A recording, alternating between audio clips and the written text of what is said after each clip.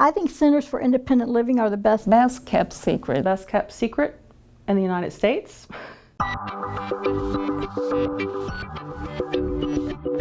Incredibly important in terms of connecting people with disabilities to resources for independence. Not only talking about independent living, but actively showing folks what that can look like.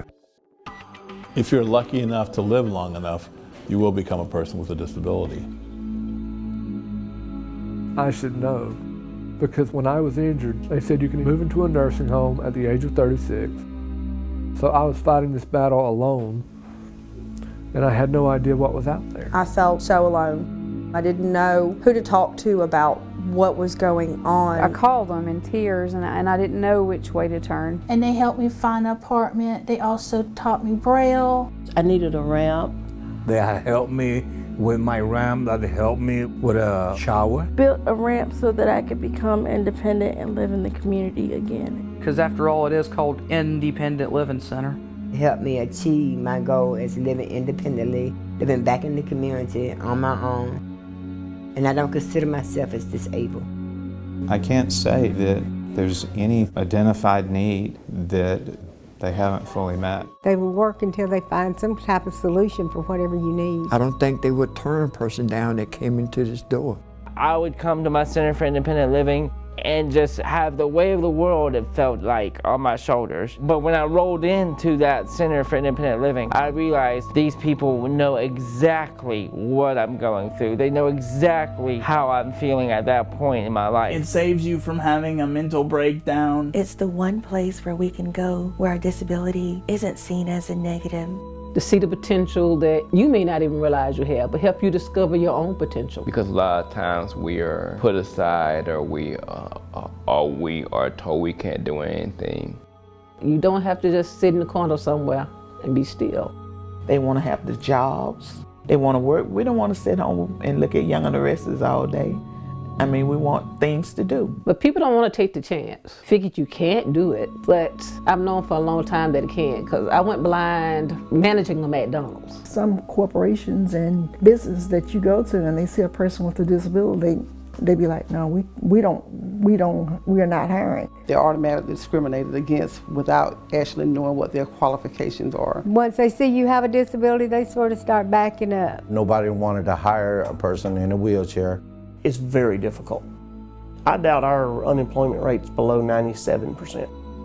It's kind of automatically that they think you can't do the job. They're fearful. They think that they have to take care of you or stay with you all day to make sure that you get to the bathroom, or they're afraid that you'll hurt yourself. I was looking for a job for 8 years, and I couldn't buy a job. It's hard.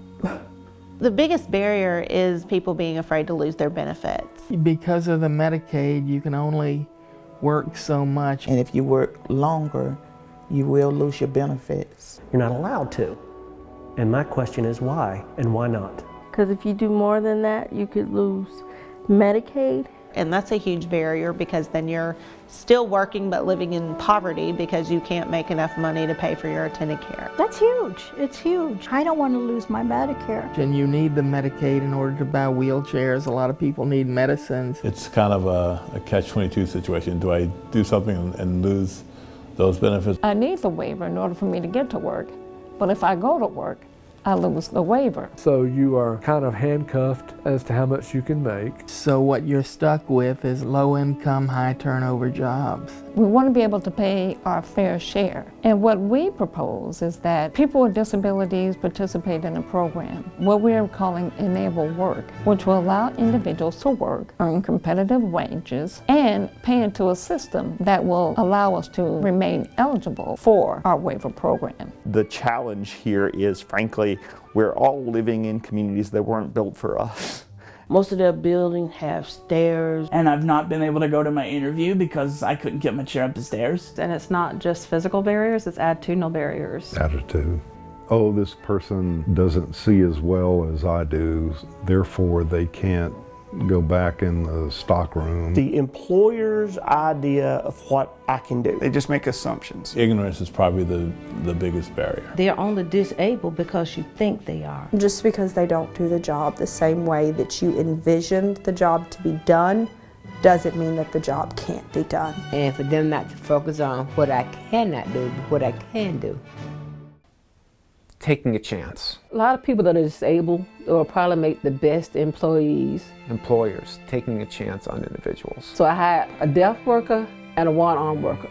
And they turned out to be my best workers, period. Best decision I ever made is because you have the willingness to work. I think a person with a disability have a tendency to take more pride in whatever he or she is doing. It opened up a world of pride, of dignity, and higher self-esteem. Open your eyes, open your ears, but open your heart as well to see what the possibilities are. We just want people to know what their rights are and make sure that we're helping them find their voice. That really opened my eyes up to let me know that I was not the only one on the battlefield for this cause. You can actually learn how to advocate for yourself. If I did not have this center, I wouldn't know about standing up for myself, being an advocate for myself. Here, we don't help people. Here, we support people to help themselves. Centers are really powerful in helping people with disabilities become their own self-advocate. And join people from all over Georgia to let our elected representatives know that access to independent living and centers for independent living are really important. I could call here and I could say I need to advocate for curb cuts because I got to get to the bus stops and I can't go in the street. I don't want to get hit by a car. And they'll say, okay, we got some people and we'll go down there together. Not to take people where they want to go, but to empower them to go where they want to go. It's a shame that every area of Georgia doesn't have these centers to provide these services. We have 9 centers for independent living, and there's a big hole in the middle of the state that is not covered by a center for independent living. 50 of Georgia's 159 counties do not have access to centers for independent living. I get calls from literally every part of the state, and most of those calls are from people that are in unserved areas of Georgia. 1 million people, that's 14% of Georgians with disabilities who do not have access to the services and programs. They want a cell in Valdosta area because it's not one there. And we get calls from that area also. Their budget's just not big enough, and it's not their fault. It's just not there. We are trying to get some funding so that the existing centers can provide a satellite office. Outreach offices or satellite offices. And reaching other people that hasn't been found yet. If we don't do our due diligence, at the end of the day, there's somebody that's not going to be able to take a shower because they don't have a home mod.